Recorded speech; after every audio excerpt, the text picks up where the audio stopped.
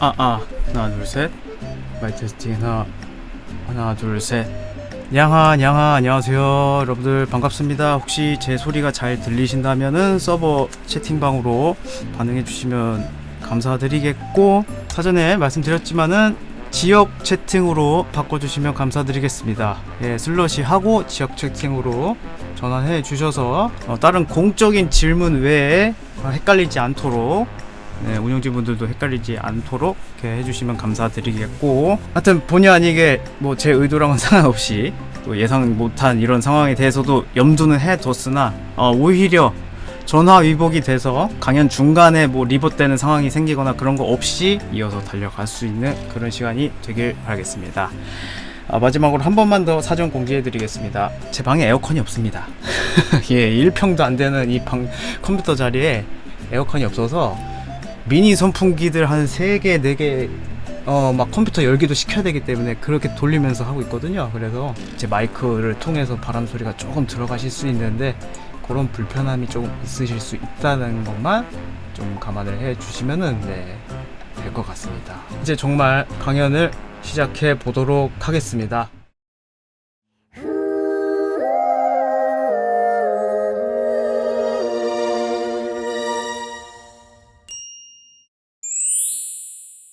네, 여러분들 안녕하세요. 냥하 반갑습니다. 저는 가끔씩 유튜브 노래 커버 콘텐츠, 제가 좋아하는 아티스트 포레스텔라라는 그룹을 응원하는 콘텐츠를 유튜버로 활동을 하면서 가끔씩 치리직과 숲 동시 송출로 인사를 드리고 있는, 숲처럼 표현하고 별처럼 빛나는 철없이 기적을 꿈꾸는 남자 미라클 제이라고 합니다. 안녕하세요. 반갑습니다. 와, 이렇게 보니까 진짜 많네. 여기서 보니까 사람들 진짜 많은데요. 아우, 너무 감사합니다. 네, 뭐 서서 보셔도 상관없고, 이렇게 앞에 계신 분들처럼 여기 그냥 제 가까이서 앉으셔도 상관없어요. 뭐 편하신 대로, 여러분들 편하신 대로 들으실 수 있으니까. 제 인생에 있어서 정말 현생과 인방 이런 여러 가지를 포함해서 제 인생에 있어서 첫 강연을 이곳 양팜 서버를 통해서 진행할 수 있게 된 거에 대해서 너무나 감회가 새롭고, 사람들 직접 만나는 자리가 아님에도 불구하고 이렇게 온라인을 통해서 소통이 가능한 시대 속에서 이게 참 신기하기도 하면서 진짜 감사한 순간이지 않을 수가 없습니다. 여러분, 많이 더우시죠? 오늘 장난 아니었죠, 날씨가. 지금 막 고개 끄덕끄덕 다 해주시는데 밖에 나가기가 진짜 너무 무섭더라고요. 뭐 평균 기온이 뭐 38, 39도를 찍어버리니까 진짜 미쳐버리겠더라고요. 이건 진짜 이 지금 같은 날씨에 차 끌고 다니고 대중교통 타고 이러면서, 그러니까 오프라인에서 이렇게 이름도 없는 유명하지도 않는 강사도 아닌 사람의 강연을 듣겠다고 오는 것 자체가 사실 말이 안 되는 상황이거든요. 그럼에도 불구하고 저희가 인터넷을 통해서 시간과 장소의 제약을 받지 않고, 저는 여러분들 앞에, 또 여러분들이 제 앞에 냥팜이라는 이름 아래에서 한 곳에 모일 수 있게 된 것에 대해서 다시 한번 먼저, 지금도 참 여러가지로 뒤에서 너무너무 고생하시고 수고해주시는 우리 냥팜 서버장님, 동명이인 이름을 갖고 계신 우리 제이 서버장님과, 제가 다 기재한 건지는 모르겠는데 담비님, 푸른몽이님, 블럭님, 군밤장수님, 이렇게 함께 가이드 도와주시는 운영진 분들께 이 자리를 빌어서 다시 한번 진심으로 감사의 인사 올려드립니다. 오늘 제가 준비해온 강연 내용들은 어쩌면 여러분들께서 나름대로의 그 현생을 살아가시면서 유튜브, 인스타, 뭐 페이스북, 또 릴스 여러 가지 있잖아요. 그런 것들 보시면서 한 번쯤은 나 저 내용 어디서 한번 들어봤는데 싶으신 내용들이 또 있을 수도 있어요. 아예 전혀 듣도 보도 못한 내용을 들으시는 걸 수도 있고, 제가 핸드폰으로 대본 어느 정도 정리해 놓은 거, 간단하게 단어로만 정리해 놓은 거를 지금 풀면서 설명해 드리느라고 굉장히 지금 긴장이 많이 되고 떨립니다. 여러분 앞에서의 이 첫인상이 제가 과연 어떤 사람으로, 어떤 모습으로 기억이 될 것인지는 강연을 계속 달리다 보면 이제 알겠죠? 강연 제목을 만들면서도 제가 정말 고민을 많이 해봤었던 것 같아요. 어떻게 꾸며야 될까? 어떻게 좀 써야 제목이 눈에 잘 띌까 이런 것들을 많이 좀 고민을 했었던 것 같은데, 서버에 방문하시는 분들한테 누구나 좀 기억하기 쉬운 말로 그냥 가보자. 우리 각자 개인적으로나 또 어디 섬 식구분들에 속해서 섬원으로서 낭팜을 이용하고 계시지 않습니까? 근데 그거를 비유적으로 표현하기 위해서 영어로 someone, 어떠니, 어떤 사람, 누군가 뜻하는 그 단어를 은유적으로 이렇게 같이 넣어가지고 사용을 하게 돼봤어요. 뭐 그렇게 대단하고 막 뭐 엄청난 거 한 건 아니니까는 너무 그렇게 초롱초롱한 눈빛으로 안 바라보셔도 됩니다. 네.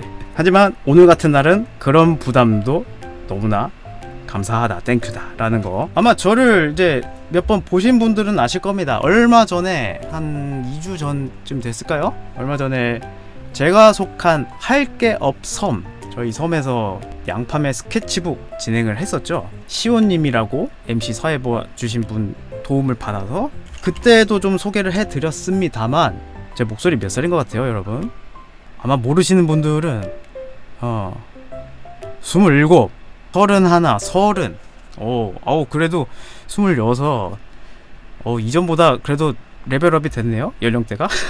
네, 그렇습니다. 네, 저는 1987년 5월 1일 양력으로 오전 10시에 토끼띠로 태어난 만 38, 한국 나이로 39입니다.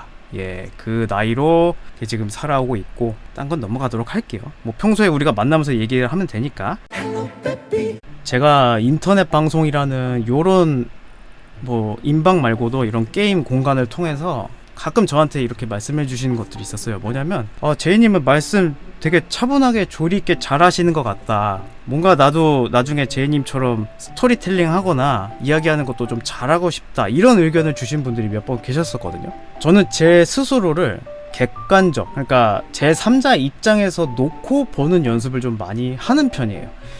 이게 그때그때 내가 어떤 환경에서 어떤 상황들을 직면하면서 그 안에서 내가 어떤 리액션을 하는가, 어떤 반응을 하는가를 이렇게 3자 입장에서 딱 봤을 때 그 반응으로 인해서 그 주변 분위기가 그때그때 막 달라질 때가 있거든요. 뭔가 뭐 재밌는 상황이 연출되면 같이 막 하하호 웃는 상황이 생길 수도 있고, 근데 그게 아니고 나는 나대로 내 의견을 말을 했는데 괜히 그 주변이 뭔가 싸해지는 듯한 왜 그런 분위기 있잖아요. 내 의도랑은 상관없이. 그러니까 그런 일 겪을 때마다 저는 이제 집에 와서 생각을 하는 거죠. 내가 말을 잘 한 건가? 아니면 내가 실수하고 그런 거 있는 게 아닌가? 막 여러 가지 생각을 하면서 밤잠을 설칠 때도 있고, 제가 이제 어느 순간 나 말을 좀 한다, 생각해보니까 나 그래도 사람들 앞에서 말 좀 하는 것 같아, 이렇게 인식하게 되었을 때를 좀 상기를 해보면 경험에서 그것이 비롯됐었던 것 같아요. 그 경험이라는 게 뭐냐면은 첫째로는 듣는 거, 아마 여러분들한테도 조금 해당되는 내용일 것 같아서 제가 준비를 해봤습니다. 처음은 듣는 거. 그러니까 쉽게 말하면 우리 학교 다닐 때나 이럴 때도 경청한다는 거 많이 배웠잖아요. 근데 이게 정말 그게 도움이 된다라는 게 너무나 느껴지더라고요. 내가 말하는 것보다 남들이 말하는 것을 들을 때가 많아요, 우리는. 내가 또 찾아보고 싶은 정보나 이런 것들에 대해서도 유튜브 같은 거 찾아서 들어보기도 하고, 강연이 됐든 정보가 됐든, 또 여러분들 만약에 뭐 마크에서 내가 이 성을 짓고 싶어, 그러니까 성을 짓고 싶다라는 게 물론 이제 그건 보는 거긴 하지만 어쨌든 내가 정보를 찾아 들어가서 그걸 나의 것으로 만들기 위해서 시청하러 가는 거잖아요. 듣는 거, 뭐 청취하는 거, 받아들이는 거, 이게 또 가장 큰 요소가 됐었던 것 같고요. 두 번째로는 아까도 말씀드렸던 것처럼 리액션, 반응을 할 때 내가 상대방이 어떤 얘기를 했을 때 그것에 대해서 뭐 공감도 해주고, 웃기는 얘기면은 정말 이렇게 크게 웃기도 하고, 슬픈 얘기를 하면 막 같이 좀 울어주기도 하고, 요런 리액션들을 좀 적절하게 활용했을 때 그런 것들도 도움이 됐었던 것 같고, 세 번째로는 이건 저뿐만 아니고 모두에게 해당될 수 있을 것 같아요. 남들이 겪어보지 못한, 나만이 간직하고 있는 어떤 특별한 에피소드가 있을 때, 나였기에 겪어봤다, 나 아니면은 이런 에피소드, 이런 사건 쉽지 않아, 이야기거리가 분명히 각자 한 사람 한 사람마다 있을 거란 말이야. 그러니까 그것은 뭐냐, 나에 대한 어떤 이야기를 할 때 그것을 바탕으로 이야기를 좀 더 쉽게 꺼낼 수 있게 만들어주는 요소다. 그래서 이 세 가지가 저는 적절하게 잘 어우러져 가지고 다른 사람들 앞에서 말꼬리가 딱 트이는 순간 그때부터 조금씩 이렇게 잘 나오게 되었었던 것 같아요. 물론 저라는 저 미라클 J라는 인간 자체가 살아온 삶의 방식 자체가 당연히 다를 수밖에 없거든요. 이 지구상의 모든 인류가 지문이 다 다르다라고 하는 것처럼 여기 제 눈앞에 계신 여러분들도 다 각자가 다른 환경, 다른 시간대, 다른 공간에서 나고 자라신 분들이기 때문에 공감이 가는 부분이 비슷한 게 있을 수도 있고 전혀 다르기 때문에 안 될 수도 있고, 그거는 너무나 당연한 현상이기 때문에 그 다르다라는 걸 다르다라고 인식을 하면 되는데, 너무 거기서 막 깊게 딥하게 감정이 막 이렇게 고조돼서 그렇게 하실 필요는 없다라는 점, 네, 그런 것들만 주의하면서 살아가면 되지 않을까라는 생각이 들고, 그런 여러 가지를 생각하더라도 지금 저에게 있어서 이 시간은 여러분들 앞에 이렇게 시험대에 올랐다고 생각이 듭니다. 그러니까 토크쇼라는 이름으로 여러분들이 심사위원이시고 저는 오디션에 참가하는 참가자로서 서 있다라는 그런 마음가짐으로 오늘 오게 됐거든요. 혹시나 해서 사연함을 또 준비를 해봤는데 사연을 보내주신 분이 또 계셨습니다. 그래서 이 사연과 함께 오늘의 강연 첫 회 여정을 떠나가 보도록 하겠습니다. 저의 첫 강연에서 받게 된 첫 번째 사연의 주인공이신데, 첫 판부터 아주 세게 때리고 시작을 하시는 것 같아요. 왜냐면은 요런 주제는 내가 아닌 남의 이야기로 들을 때 굉장히 즐겁고 재밌고 그런 시간이 되거든요. 모두가 좋아할 만한, 관심 있어 할 만한, 바로 연애 관련된 사연 스토리가 하나가 왔습니다. 그래서 이럴 줄 알고 아까 화장실 청소할 때 락스지를 그렇게 엄청 열심히 해댔나봐요. 남는 락스를 좀 마시는 컵에 담아 왔었어야 되는데 아무튼 그래서 오늘 첫 번째 사연을 들려드리도록 하겠습니다. 남의 이야기인데 왜 제가 괜히 배가 아플까요? 안녕하세요. 조금 길 수도 있는 저의 첫사랑 이야기를 이 사연에 적어보도록 하겠습니다. 초등학교 입학할 때부터 소심한 잼민이었던 저에게 다가와준 한 여자아이가 있었습니다. 편의상 보영이라고 이렇게 짓도록 할게요. 보영이는 우연히도 저의 옆집이었습니다. 보영이가 먼저 불러가지고 저한테 같이 놀자고 집으로 초대를 해줬어요. 주니어 네이버라는 게임을 굉장히 재밌게 했던 기억이 있습니다. 제가 얼마나 소심했는지를 설명을 드리면, 주말에 보영이한테 같이 놀자고 보영이 집 앞에서 말을 꺼내려는 순간에 혹시나 대답이 안 돌아오면 어떡하지? 하는 걱정에 그 자리에서 울어버렸습니다. 그때 저희 어머니가 나오셔가지고 너 왜 울고 있냐? 하면서 도와주셨던 기억이 나요. 그만큼 굉장히 많이 소심했던 남자였던 거죠. 그렇게 처음으로 소꿉친구라는 좋은 인연이 생겼습니다. 소꿉친구 여자친구로 좋은 추억거리로 시작하신 거네요. 어느 날 보영이가 학교 끝나고 피아노 학원을 가는 것입니다. 뭔가 멋있어 보여가지고 저희 어머니한테도 나도 피아노 학원 다니고 싶다고 쫄라댔죠. 그렇게 피아노 학원도 그 여친 덕분에 같이 다니게 된 거였고, 주변에서 커플이란 소리도 많이 들었습니다. 기분은 좋았어요.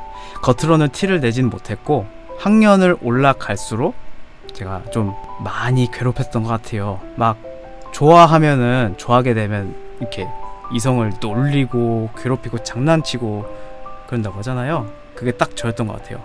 초등학교 5학년이 되고 같이 게임방도 가고, 요즘에 뭐 트램펄린? 그때 당시는 뭐 방방이라는 이름이었던 것 같습니다. 그래서 그런 것도 타고 다니고, 끝나면 게임방 아래에 있는 어떤 분식점에도 같이 가서 밥도 먹고, 그리고 집에 와서 하루를 돌아봤을 때 보영이와 함께하는 것이 너무나 즐겁고 뭔가 이상한 기분이 드는 겁니다. 좋아하는 감정이라는 걸 처음 느껴보게 된 순간이었던 것 같아요. 근데 그날 바로 카카오톡으로 고백했습니다. 아직도 생각나는 게 사귈래? 도 아니고 살을 빼버린 귀래? 라고 써서 보냈어요. 참 되게 웃기게 고백을 했는데 보영이가 근데 고백을 받아줬어요. 그날엔 정말 기분이 날아갈 것 같았습니다. 그날에 잠 잘 자고 학교에서 보자 인사하고서는 잠에 들었죠. 너무 두근두근거려서 잠이 제대로 오지도 않았습니다. 아침에 일어나서 핸드폰을 보는데 카톡이 온 겁니다. 네, 하루 만에 차였죠. 카톡 내용은 잘 기억나지는 않았고 그저 이 상태로 학교 가가지고 보영이 얼굴은 어떻게 봐야 되나 하고 걱정이 참 많았던 것 같습니다. 아니나 다를까 학교에 가서 얼굴을 마주친 순간 보영이는 언제 그랬냐는 듯이 평소처럼 저한테 다가와 줬습니다. 그저 친구로서. 몇 개월이 지나고 보영이가 전학을 간다는 겁니다. 지금 생각을 해보면은 그때 사귀지 말자고 했던 카톡은 전학을 가야 되니까 정을 붙이지 않으려고 했던 것이었을까? 라는 생각이 들었어요. 전학 가는 그날에는 참 기분이 이상했어요. 다시는 못 볼 것 같은. 그렇게 초등학교를 졸업하고 중학교에 입학하게 됩니다. 반 배정을 받고 반에 들어서려고 교실 문을 여는 순간에 어디선가 많이 보던 실루엣, 잊을 수 없는 모습, 보영이가 있었습니다. 참으로 세상이 좁구나를 그때 느꼈습니다. 그러니까 같은 학교에 된 거죠. 초등학교에서 중학교 올라갈 때. 같은 반이었지만 저는 어색했어요. 어떻게 다가가야 할까를 생각을 했죠. 초등학교 때처럼 저한테 먼저 다가와 주던 것이었습니다. 어색했던 분위기는 보영이로 인해서 잘 풀어졌고 그때 당시 페이스북에 있던 기능 콕 찌르기라는 기능이 있었거든요. 찌르기를 요청을 하면 상대도 콕 찌르기를 요청하는, 지금 생각해보면 그냥 귀여운 인사 정도의 느낌이지 않았을까. 한번 알림이 울리면은 그 알림마저도 굉장히 두근거렸던 기능이었었던 것 같아요. 물론 그러면서 이제 패매도 많이 했었고요. 원래는 제가 단답이 좀 심했어요. 뭐만 하면 이응 니은 이응 키읔 이런 식의 단답 많이 썼는데 단답 좀 그만 써. 그러면 어떻게 써야 되는데 웅, 그 한 글자 웅 있잖아요. 네. 영웅 할 때 그 웅자, 그 한 글자. 그래서 제가 웅이라고 썼죠. 징그럽다고 놀리던데요. 그렇게 학교 생활을 하던 중에 제가 작은 초등학교를 이제 졸업하고서 사람이 많이 모이는 중학교에 입학했을 때 적응을 잘 못했던 탓인지 왕따를 당하게 됩니다. 처음에는 그저 장난이었겠지, 아니야 그럴 일 없을 거야 하면서 내가 내 자신이 처한 사실을 부정을 했습니다. 하지만 작은 장난이었던 것은 점점 심한 폭력으로까지 변해가면서 너무나도 힘든 생활을 하게 되었고요. 그럼에도 불구하고 저는 항상 웃고 다녔습니다. 이렇게라도 하지 않으면 진짜로 힘들어질 것 같아가지고 이 상황 자체를 그냥 내가 인정하면서 나아가야 될 것 같아서. 그럼에도 학교를 빠지지 않고 다닐 수 있었던 이유는 보영이가 있었기에, 저의 이런 상황을 알면서도 다가와 주던 보영이 덕에 학교를 계속 다닐 수 있었던 것 같습니다. 제 삶의 원동력이 되어줬죠. 사건은 수련회 때 터집니다. 왕따를 주도했던 애들하고 같이 방 배정이 된 겁니다. 남학생들끼리 같은 방이 되면 진실 게임을 했어요. 누가 누구를 좋아한다, 누구가 이쁘다, 이런 이야기들. 저는 사귀었던 과거를 죽어도 이야기하지 않았죠. 이제 과거 소꿉친구 시절 때부터 왔던 걸 비밀로 했던 거죠. 근데 저와 같이 같은 초등학교를 나왔던 친했던 친구가 저와 보영이가 사귀었던 것을 왕따를 주도했던 애들한테 말하게 됩니다. 그때 참 심장이 철렁했습니다. 자기네들은 절대로 말 안 하겠다, 그렇게 저를 안심시키듯이 얘기를 했죠. 시간이 지나고서 왕따를 주도했던 애들이 보영이한테 야, 너 쟤랑 사귀었다면서? 라고 말한 겁니다. 그때 세상이 무너지는 듯한 느낌과 함께 보영이는 나는 그런 적 없어. 저는 처음으로 학교에서 울었었던 것 같습니다. 울었습니다. 이후로 연락이 끊기고 지옥 같은 1년을 버텨야 한다는 것이 너무나 힘들었습니다. 그러니까 여기서 생을 마감할까도 생각을 했어요. 하지만 용기는 나지 않았고 선생님께 말씀을 드려도 그냥 주의만 줄 뿐 어떤 제재도 하지 않았었습니다. 오히려 저한테 꼰질 넣냐면서 더 괴롭힘만 있을 뿐, 부모님께도 말씀드려볼까 했지만은 차마 가슴 찢어질 듯 아파하실 모습이 생각나서 그렇게까지는 못했습니다. 혼자 버틸 수밖에 없었어요. 어찌저찌 1년을 넘기고 중학교 2학년 때는 보영이와 같은 반이 되진 않았고 이대로는 안 되겠다. 믿을 건 그래도 오직 나 자신뿐이다. 강해져야겠다 라고 생각을 해서 중학교 2학년 때부터 질 나쁜 애들하고 어울리게 됩니다. 술도 담배도 그때 처음 배웠어요. 그렇게 3학년을 올라갔고 반 배정을 받고 반에 들어서려고 교실 문을 여는 순간 또 어디선가 많이 보던 그 모습, 힘들 때 다가와줬던 보용이가 있었습니다. 저는 1학년 때 기억 때문에 선뜻 다가가지 못했습니다. 그냥 이대로 있는 거에 낫겠다. 근데 보영이가 또 다가와 주는 겁니다. 항상 어떤 모든 순간에도 다가와 주었던. 이제는 아무도 방해할 사람이 없었습니다. 때는 자습 시간이었고 자습 시간에는 친구들끼리 자리 바꿔서 앉고 그러잖아요. 근데 옆자리로 보영이가 오는 것입니다. 왜 왔을까도 생각을 했는데 이게 맞나? 제가 이게 지금 보고 있는 게 맞는가 모르겠는데 요즘 친구들은 이러나 봐요. 자연스럽게 손도 잡고 머리도 쓰다듬고 저는 이거 썸이라고 생각을 하거든요. 요즘 썸을 스킨십으로 인정하는지 저는 모르겠습니다. 네, 아무튼 그때 보영이는 어떻게 생각했을지는 모르겠어요. 그럴 때마다 저에게는 좋아하는 마음이 생기고 그 마음이 점점 더 커져가게 됐습니다. 하지만 1학년 때 기억 때문에 내가 또 보영이를 좋아하면은 상처 주겠다라는 생각에 좋아하면 안 돼 그렇게 마음을 다 잡고서 학교에 딱 가서 보영이 얼굴을 마주 보는 순간에 또 언제 그랬냐는 듯 이 좋아하는 마음은 또 점점 커지게 됩니다. 그 졸업식 때까지 시간 질질 끌면서 보내다가 편지로 고백했습니다. 편지의 내용은 우리가 초등학교 만났던 순간부터 같이 학원 다녔던 중학교 때 다시 만난 그 순간 지금까지 느꼈던 그 모든 감정을 담아서 고백을 했습니다. 밤에 카톡을 기다리면서 답장을 기다렸어요. 그날 비가 엄청 왔어요. 편지를 줘서 고마워. 반 애들한테 편지를 다 돌린 줄 알았는데 나한테만 줘서 좀 놀랬네? 이렇게 답장이 왔습니다. 그래서 마지막 말에 대한 대답을 들을 수 있을까? 근데 보영이의 답은 이랬습니다. 나는 그럴 생각은 아직은 없는 것 같아. 그래, 알겠어. 너무 질질 끌었던 것이었을까요? 그렇게 차여버리고선 잠도 잘 못 왔습니다. 다음날 보영이한테 다시 카톡을 했어요. 보영아, 우리가 다음에 우연히 만나더라도 마주치게 된다면 인사하지 말자. 아는 척도 하지 말자. 왜냐하면 내가 널 또 좋아하게 될 것 같아. 내가 누군가를 좋아한다는 게 그 사람에게는 상처가 되는 것 같아서 많이 미안했고 잘 지내. 이 마지막 말로 저의 첫사랑은 끝났습니다. 연락도 끊어졌고 지금 그때로 다시 돌아간다면 힘들었던 순간에 더 적극적으로 내 마음을 표현하고 보영이가 상처받지 않게 지켜주지 않았을까 하면서 감정이 풍부해지는 새벽에 적어봅니다.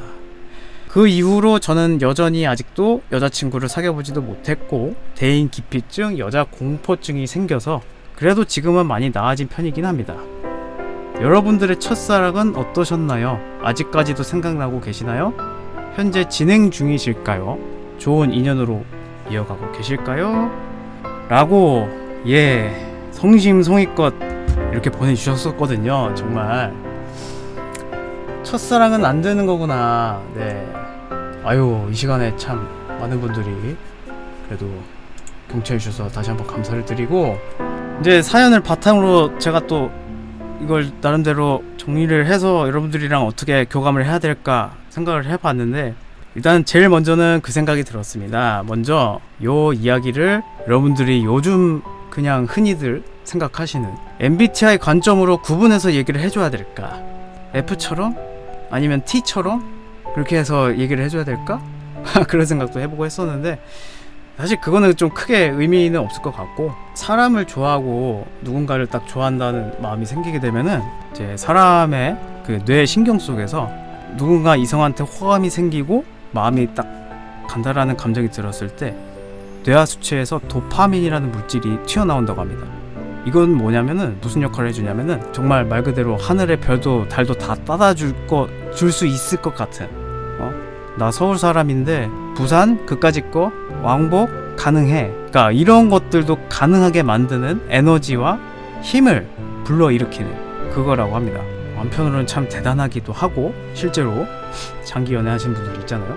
근데 여기서 중요한 거는 일단 그 사연 속에서 여러분들도 들으시면서 느꼈는지 모르겠는데 이 사연자분께서 물론 학생이니까 10대의 어린 감성으로서 나름대로 좀 순수한 마음으로 인해서 그럴 수도 있지 라고 공감을 해줄 수도 있겠지만서도, 근데 요즘 우리 10대 분들 장난 아니거든요.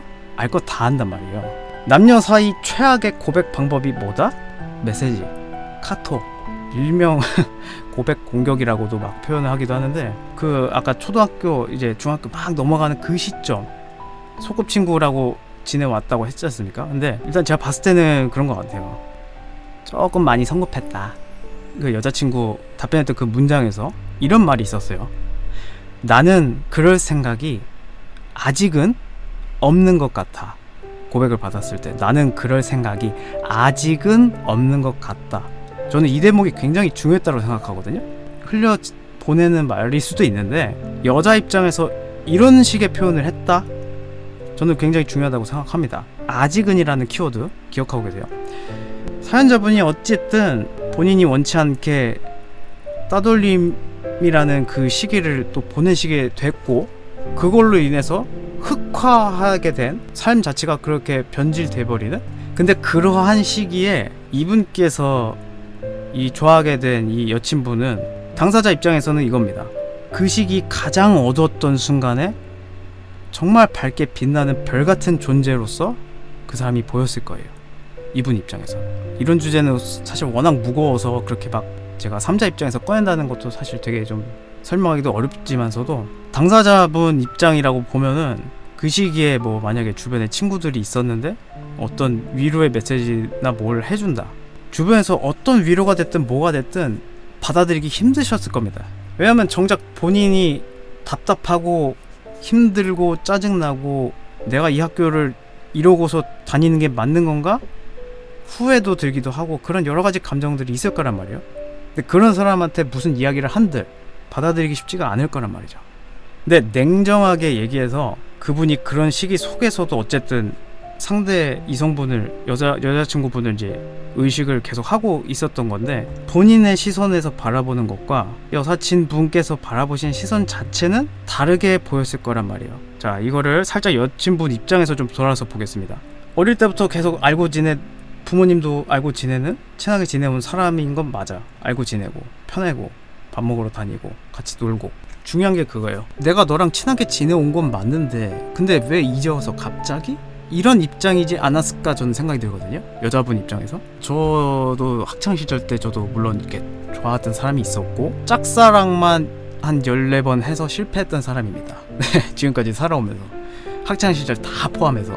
근데 저는 지극히 당연히 실패할 수밖에 없었던 일이었었어요. 왜 그랬냐면 여친분 입장에서 이걸 생각해 봤을 때 그렇잖아요. 계속 그냥 친구로 똑같이 친한 친구로 지내오고 했는데 갑자기 얘가 갑자기 나한테 고백을? 왜 이제 와서? 여성분들 입장이라면 나는 이렇게 받아들이지 않았을까 생각이 들거든요. 그러니까 여기서 제가 말하고 싶은 거는 그 사람과의 시간 속에서 남자가 여자의 입장에서 남자가 어떤 존재감으로 비춰져 왔을까, 나는 그 배경을 무시할 수 없다고 봐요. 그러니까 그냥 여자분 입장에서는 계속 친구로 지내온 건데 오늘도 내일도 그냥 늘 똑같은 친구로서 지내온 건데, 뭔가 남성으로서 이 여자분한테 보여줄 만한 어떤 특별한 계기거리나 뭔가가 좀 있지 않았을까? 이성으로서의 딱 호감을 일으킬 만한 뭔가가 더 그런 순간이 필요하지 않았었을까? 사랑이라는 감정 자체가 일방통행이 되면은 안 돼요. 제가 또 실패했던 원인 중에 또 가장 컸던 거였었거든요. 서로 쌍방이 되고 교차점이 있고 그래야 되는데, 저는 제가 항상 먼저 또 좋아했고, 근데 좋아하는 걸 넘어서서 상대방이 제 존재에 대해서 인식을 못한 상태에서 제가 다가갔었어요. 그러니 어떻게 평범한 그런 사람인 줄 알았는데 이 사람이 갑자기 나한테 이게 확 들어와? 남자와 여자의 기본적인 그런 감성적인 부분에 있어서 차이점에 이런 게 있어요. 남자는 넓이로 판단을 하고 여자는 깊이로 판단을 합니다.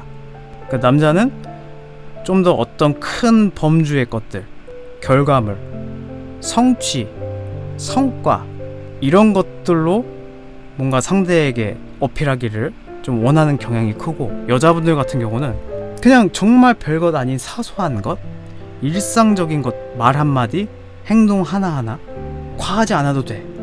무슨 액션도 필요 없어. 정말 아주 사소한 것, 그것만으로도 모든 걸 다 생각해낼 만큼 그런 깊이감을 갖고 있는 게 여성의 특징인 것 같거든요. 제가 고백의 어떤 사정적인 정의를 한번 찾아봤어요. 고백이라는 단어, 마음속에 생각하고 있는 것이나 감추어 둔 것을 사실대로 숨김없이 말한다. 이게 고백이라고 합니다. 그냥 우리들 흔히 고백한다고 그러면 나 니 좋아하나? 내 니 좋아한대. 뭐 약간 이런 거 있잖아요. 나한테는 너밖에 없다.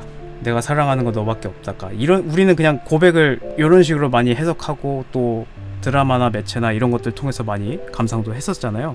근데 여기서 말해주는 거는 감추어 둔 것을 사실대로 숨김없이 말한다. 사실대로 숨김없이 말한다. 저는 이 포인트에서 이분들의 관계를 이렇게 해석을 했어요. 그렇게 자주 친구 관계를 유지하면서 만남의 시간도 많았고 같이 놀기도 했고, 그 사이에서 분명히 어떤 짜잘짜잘한 이야기를 주고받는 시간이 충분히 있었을 거란 말이에요. 근데 그런 관계를 유지한 상태에서 이제 어느 한쪽이 이성적인 마음이 뭔가 크게 싹 피우기 시작을 했던 건데, 저는 이렇게 생각을 하거든요.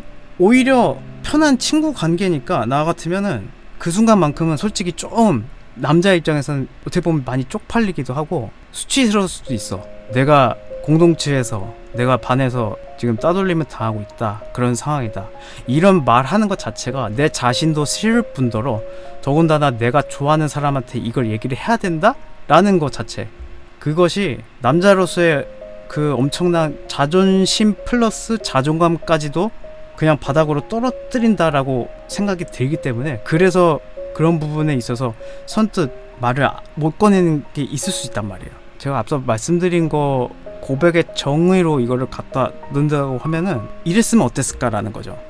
내가 사실 내가 원치 않게 이런 일들도 있고 이런 상황에 있어서 괜히 너한테 민폐 끼치는 것도 싫어서 말 안 하고 있었는데 내가 지금 이런 학교 생활을 하고 있다. 너도 뭐 넌지시 봐서 알겠지만 내가 요즘 이런 일들 겪으면서 이런 기분으로 이런 마음속에 있었다. 근데 그런 와중에 내가 마음 한켠에 기댈 수 있는 존재가 필요했는데 그게 암만 생각해봐도 나에겐 너였던 것 같다.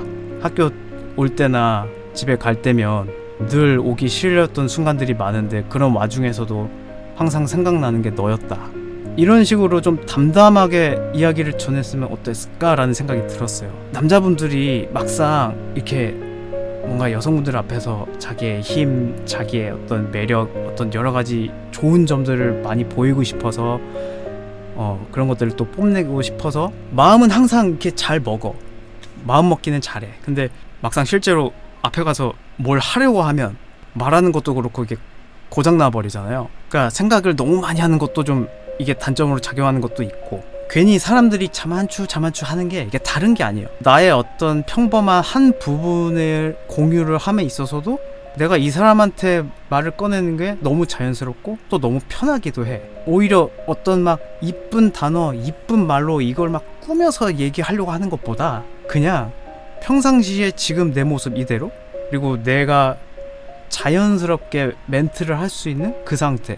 그 가끔 예전에 김청옥 선생님이 강의하시면서 여러 비유를 하셨을 때 제주도 살았을 때 그 해녀 체험 같은 거 했다고 하셨거든요. 근데 그 해녀 체험하면서 해녀분들이 이제 바닷속 미역이나 여러 가지 이제 캐시려고 잠수를 하시잖아. 그러니까 그 잠수를 하기 위해서 연습도 엄청나게 하실 거란 말이지. 근데 인생이란 것 자체가 그것도 좀 비슷하다는 거예요. 이게 뭐 연애가 됐든 본인의 삶 뭐가 됐든 여러 가지를 다 포함해서 사람 인생 자체가 숨 쉬는 거랑 똑같다라는 거야. 본인 나름대로 훈련이 돼서 적응이 되면 본인 나름대로의 그 숨을 참고 숨을 내쉬고 하는 그 타이밍이 있어요. 그러면 그 호흡에 맞게 본인대로 말을 하면 되는 거거든요. 정말 가장 그 편안한 상태로. 그러니까 억지로 힘줄 필요가 없는 거지. 그러니까 그런 거를 빗대어서 생각을 하면은 오히려 여자분 입장에서 이미 그것을 알지만 이 친구가 그런 일을 당하고 있는 것을 물론 나도 보고 듣고 알고는 있어. 하지만 내심 앞에서 그 아직은이라고 표현했었잖아요. 아직이란 단어를 캐치한 게 이제 그거예요. 얘가 나한테 뭔가 그런 마음이 있다 손 쳐도 그러면 평소에 너답게 나한테 다가왔으면 차라리 힘든 건 힘들다, 나 짜증나는 건 짜증난다, 나 좋았던 건 좋았다, 재밌는 건 재밌다, 소꿉친구 시절 때부터 나를 그렇게 봐오면서 나에 대해서도 어느 정도 알 거고 나도 너에 대해서 어느 정도 알고 있는데 이런 식의 고백 방법은 좀 아니지 않니?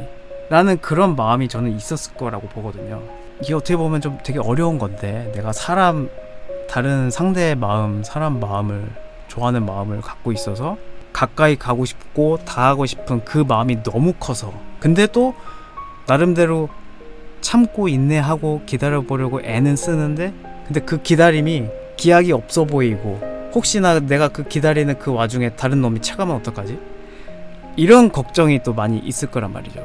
그 여자친구분 입장에서 네가 차라리 그 있는 그대로, 네가 지금 현 그 상황 그대로 오히려 나한테 다가왔으면, 아, 얘가 그래도 내 생각을 많이 해줬구나, 내 생각을 많이 하는구나, 그렇게까지도 나를 생각해 주는구나, 이렇게 느끼지 않았을까. 그러니까 좀 그런 부분에서 좀 이 사연자분 상황이 어두운 상황 때문에 안타깝기도 하면서도 그렇게 할 수도 있지 않았을까라는 생각이 들었었고요. 네, 저는 말 그대로 제가 정말 여러분들이 흔히들 아는 그 마법사 절정의 그 마법 단계 최고조에 있는 그 진짜 그 모쏠이거든요. 그래서 오히려 제가 요런, 가끔 제가 라이브 하거나 이럴 때 요런 연애 상담이나 이런 걸 저한테 많이 갖고 오는 게 있어요. 내가 뭐라고, 왜 자꾸 님들 연애 저거를 갖다가 당사자들끼리 알아서 하지 왜 자꾸 나한테 갖고 와가지고 다 떠넘겨서 내가 뭐 나보고 뭐 어떻게 하라는 건지, 그런 경우가 종종 있거든요. 참 그런 것 같아요. 내가 누군가 막 좋아한다라고 했었을 때 남자인 나는 마치 여자인 당신을 나는 다 알고 있다, 나는 너를 그래도 오랫동안 많이 봐왔다, 안다고 뭔가 좀 착각하고, 그 착각함을 갖다가 거기에 이끌려가지고 이성적인 것을 또 생각하지 못하고 감정에 이끌려서 막 그렇게 휩쓸려 버리는 그런 상황이 좀 많이 생기는 것 같아요. 그러니까 종종 남성분들 이렇게 나 사랑 실패했어요, 고백 차였어요, 이렇게 실패하는 얘기들을 들어보면, 근데 대부분 좀 그런 것 같아요. 누군가를 딱 좋아한다 그러면 이 불이 막 순식간에 그냥 확 타오르는 그게 워낙 강하잖아요. 근데 반대로 여자분들은 은은하고 약한 중불이어도 그 중불이 오래 가는 그런 걸 원하니까 관점의 차이가 또 어쩔 수 없이 있는 것 같아요, 남자 여자 사이에서.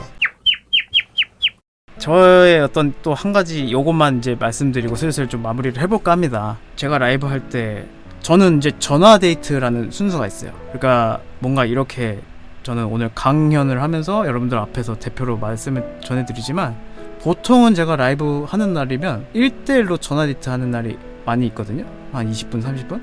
근데 한 번은 한 2주 3주에 걸쳐서 한 3번 4번 연속으로 방문하신 시청자 한 분이 계셨습니다.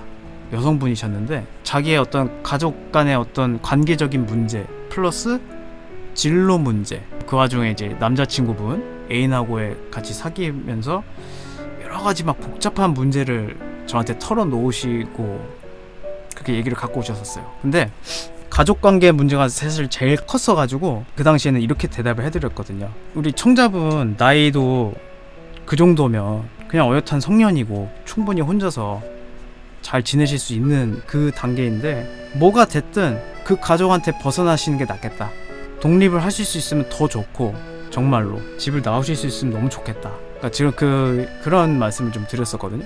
근데 한 2주 있다가 집을 나오셨어요.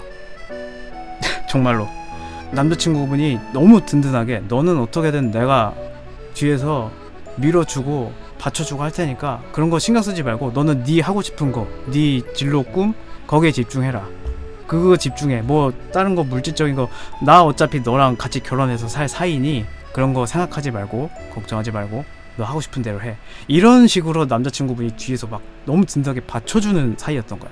그래서 한 번은 집을 이제 그렇게 나오셨고 취업 관련된 문제에 있어서도 이직을 해야 되는 상황이었는데 본인의 바람대로 교통정리가 잘 돼서 훨씬 더 좋은 곳으로 이직을 잘 하셨고, 들어가시고 얼마 안 있다가 곧바로 회사 내에서 이제 거의 한 탑3 레벨까지 오르신, 일을 워낙 잘하신 분이었더라고요. 그러니까 그런 식으로 또 업데이트된 소식을 전해주셨고, 그리고 이제 그 다음 최근 찾아왔을 때가 좀 많이 감동이었습니다. 그분들이 정말 결혼을 확실히 약속을 하셨었다고 하거든요. 살짝 속도 위반을 조금 하셔서 아이를 이제 임신을 하셨다는 겁니다. 근데 무려 쌍둥이 자녀를 또 임신을 하셔서 어엿하게 이제 아이의 아빠가 되시고 엄마가 되시고 쌍둥이 이제 부모가 되신 거죠. 근데 이제 아이가 생기고 이 직전까지의 과정이 이분들이 정말 순탄치가 않았어요. 특히나 앞서 말씀드렸듯이 가족 문제가 제일 컸었어요. 이분이 언니가 위로만 3명인가? 2명인가 3명인가 그랬거든요. 거의 막내였었어가지고 가족들이 모든 어떤 책임이나 이런 거를 막내한테 떠넘기는 듯한 그런 분위기 속에서 자라오신 분이었어요. 그래서 저도 이야기를 듣다가 하루라도 빨리 그 집에서 탈출하시는 게 좋겠다 라고 권면을 드렸었는데, 그게 이제 또 불과 고백을 하신 다음에 한 일주일인가 2주 있다가 바로 그렇게 집을 나오게 됐다고 해결을 하셨고, 여튼 그런 식으로 저는 절대 그 이름 크신 분들, 전 제 스스로 그렇게까지는 될 수 없다라고 좀 생각을 하는 사람인데, 내 방송 채널이라는 곳에 와서 전화데이트에 참여를 해서 본인의 그 삶의 스토리, 특히나 뭔가 여기 와서 고백을 해서 변화돼서 더 좋게, 그 결과물이 더 좋게 변화되는 과정을 이렇게 딱 지켜봤을 때, 아, 시청자가 방송에 참여를 해가지고, 그러니까 뭔가 우리가 라디오 사연 있잖아요. 평상시에 사람들이 라디오 사연 올려주고 하는 거, 그 기분이 뭔지 알겠더라고요. 왜 라디오 하는 사람들이 라디오 방송을 5년, 10년, 20년 그걸 계속 그렇게 하고 싶어 하는지, 제가 그날 좀 그 경험을 좀 했었던 것 같고, 나는 이른 난 사람도 아니고 어딜 가도 사실 그렇게 돋보이거나 내세울 것 없는 그런 평범한 한 사람인데도 불구하고 저한테 그렇게 찾아오셔서 저의 그 시간들을 통해서 삶이 변화되어 가시는, 지금 생각해도 이게 말로 표현이 잘 안 되는데, 내가 그런 역할을 했다는 것 자체가 이게 신기하더라고요. 네. 지금도 좀 살짝 지금 그때 시절이 생각나가지고 제가 목이 잠깐 메었는데 저희가 오늘 사연자 이야기를 통해서 어떻게 보면 사랑이라는 주제를 갖고 제가 지금 강연을 펼치게 된 것 같아요. 우리들이 지금 살아가면서 이 사랑이라는 매개체가 형성이 될 수 있었던 거는 어찌됐든 먼저 그러한 사랑을 경험하고 우리를 이 땅에 태어나게 하신 우리 부모님 세대 어른분들을 통해서 어쨌든 우리는 세상에 나온 거지 않습니까? 원하든 원치 않든 내 엄마, 내 아빠의 어떤 말이나 행동, 그 습관 하나하나를 닮아가는 그 순간들이 있을 거예요. 사랑받은 것만큼 사랑을 또 전하는 영향이 있을 수도 있고, 아니면 나는 너무 별로야, 나는 우리 가족 사이가 별로야 해서 오히려 나는 이렇게는 살지 않을 거야 라는 반대의 측면으로 나아가는 선택을 하신 분들도 계실 거고, 여러 가지 모습들이 있을 거니까 이렇게 피부치 가족을 통해서 우리가 서로의 거울이 되기도 하고 왼수가 되기도 하지만은 저는 또 그렇게 생각해요. 이렇게 양팜 서버 요 시간을 통해서 전혀 모르고 지낸 여러분들을 만남으로 인해서 이런 새로운 인연들 통해서도 우리가 서로에게 거울이 되어줄 수도 있겠다라는 생각이 또 들었었거든요. 어느 순간부터인가 이 세상이, 저희가 살아가는 이 세상이 어느 순간부터가 혼자가 됐어요. 혼자가 최고고 혼자가 편하고 혼자가 짱인 세상이 돼버렸어요. 내가 나 스스로를 또 지키기도 벅찬 세상이 돼버렸고, 드라마에서 이런 대사들이 있었습니다. 한 어른이 얘기해요. 나는 너희 세대를 정말 이해 못하겠다. 할 소리 못할 소리는 다 하는 녀석들이 책임질 때는 왜 그렇게 쉽게 무너져 버리는지. 멘탈은 약해 빠져가지고 뭐가 그렇게 까다롭고 요구사항은 많고 노력도 안 하면서 성과는 바라고 열심히도 하지도 않고 뭐만 시키면 힘들다고 떼쓰기도 하고, 그래가지고 뭘 제대로 할 수 있을 것인지. 네, 그 얘기를 들은 젊은 청년이 얘기합니다. 생각하는 게 달라졌고 살아가는 이 세상 자체가 달라졌어요. 우리는 가능성의 시대가 아니라 버텨내야 하는 시대를 살고 있기 때문이죠. 혼자 사는 거, 혼자 해내야 되는 거, 혼자의 삶을 추구하고자 하는 시대 속에서 살아가고 있지만은, 그럼에도 불구하고 저는 사람들 마음편 한구석에는 이런 마음이 있을 거라고 생각이 들어요. 혼자가 좋아, 혼자가 편해. 하지만 그럼에도 불구하고 좋은 인연 만나고 싶다, 좋은 사람 만나보고 싶다. 오늘 강연의 키워드 제가 서먼이라고 갖고 왔습니다. 저희 냥팜 서버 각각의 섬 속에서 서먼으로도 살고 있죠. 근데 결국 우리는 각각의 어떤 서먼으로서 또 살아가고 있습니다.